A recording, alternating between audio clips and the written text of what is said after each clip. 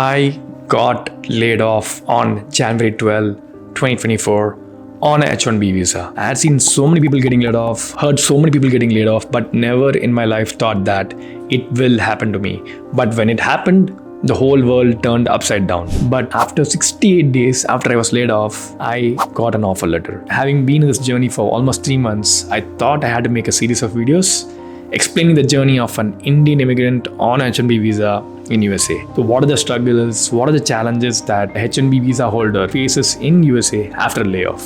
My name is Sandeep. I've been making YouTube videos for the last 1 year, except the last 3 months where I was laid off. Mostly my videos are targeted at people who want to come to USA to pursue masters. But this video and the next few videos are going to be more about layoffs and how to navigate the layoffs. So here's my layoff story. So on Jan 12 of 2024, it was a Friday and I was getting ready for a long weekend. So I was just attending this stand-up meeting as usual. At that time, I just got an email saying it was a mandatory meeting between the HR and one of the senior leaders. I had read in the recent news that there are layoffs coming up. So I had a slight suspicion, but I was not sure. The senior leader, she just told that due to organizational restructuring, your position has been eliminated and thank you for all your hard work. So that was the end of my journey with the company. My network cut off, the laptop shut down. I was told not to tell anything to my colleagues. I didn't have any notice period. I was given 6 weeks of severance as a consolation. Even after almost 3 months, that moment is still fresh in my mind. Plus, it felt to be laid off.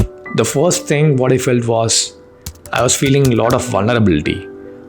Why me? Of all the people in the company, why was I targeted? So I still remember that day, that Friday and the long weekend, I was just sitting in front of the TV and I couldn't even focus on the TV. My mind was elsewhere. I took almost 3 days to just accept that fact that I had been laid off. That's just a part of life. I read about a concept called cognitive reframing, where basically it's just a simple shift in perspective. So thinking that no one died, so it was just a layoff, I'm still healthy and I can certainly find another job. So I just took few days to get that perspective into my mind. The next thing was, if you're an immigrant in US on H1B, you just have 60 days to get a new job. Otherwise, you had to exit the country or change the status to some other visa. So I even requested the company to keep me on payroll for 6 weeks, which was a severance pay, but they couldn't do that. So right on January 13th, my 60-day period started. So basically I had a time clock ticking and started thinking of all the options that I had. Basically the first best option was obviously getting a new job.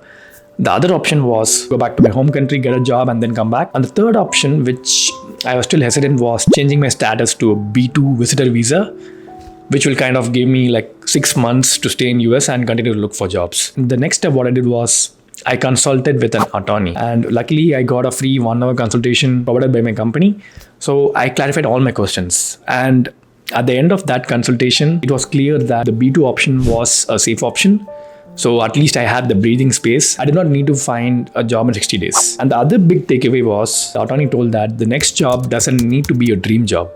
It just needs to be some job to pay the bills and then later on switch to a better job. So till that point, I was hesitant to go for contract roles and consulting roles. But after hearing that, it made a lot of sense. So I opened myself to even consultancies. The next step was revamping my resume and my LinkedIn profile. So my last job hunt was almost 2 years back. So my resume was old and dusted. This time I had the power of ChatGPT with me. So I put in 4 to 5 different job descriptions. I got all the keywords that I need to plug into my resume. Basically use the power of AI to revamp my resume and my LinkedIn profile. And also I had the open to work badge on. I see that a lot of people don't do that. So over the period of 2 months, I had talked to a lot of people. And only if I talk to them, I get to know that they have been laid off. I think open to badge is pretty critical for recruiters to find you out. If any of you who's laid off and you're not having the open to work badge, please do that. It can help in a certain extent. And the other thing is try to get the resume reviewed by some senior people and friends. I reviewed it with one senior contact which I had and I got a very good feedback of saying that the resume is not good enough, so it needs certain bit of weightage. I think reviewing with some people certainly helps a lot. And the next step what I did was announce it to people who are very close to me. And this was one of the hardest things for me because I like to ask for help. I'm a bit hesitant, but at this moment, I am not going to do this alone. So I needed people's support with me because we just don't know through which door the opportunities might come knocking.